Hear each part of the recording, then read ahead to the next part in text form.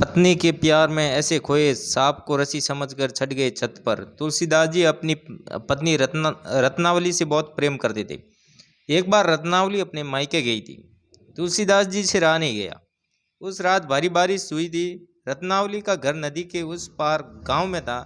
तुलसीदास अपनी पत्नी से मिलने के लिए बारिश में निकल पड़े। नदी के पास कोई नाव नहीं थी। तब उनको वहां किनारे पर एक बहती लाश दिखाई दी। तुलसीदास जी ने उस लाश पर बैठकर जैसे तैसे नदी पार कर ली।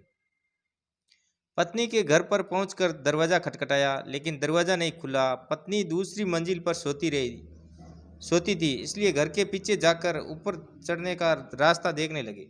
घर के पीछे उनको एक मोटी रस्सी दिखाई दी। वो उस रस्सी पर चढ़कर ऊपर आ गए और सीधा पत्नी के कमरे में पहुंचे। पत्नी हड़बड़ा गई और बोली, इतनी रात बारिश में और वो भी ऊपर आप कैसे आए? तुलसीदास जी बोले, रस्सी पकड़कर। पत्नी ने देखा रस्सी नहीं, वो सांप था।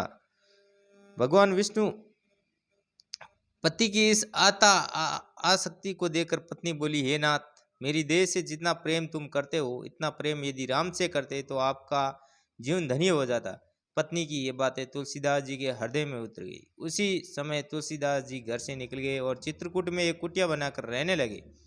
जिसके बाद तुलसीदास जी को भगवान राम जी और हनुमान जी का साक्षात्कार हुआ और भक्ति भाव में तुलसीदास जी ने रामचरितमानस, संकट मोचन, हनुमान चालीसा आदि अनेक ग्रंथों की रचना की।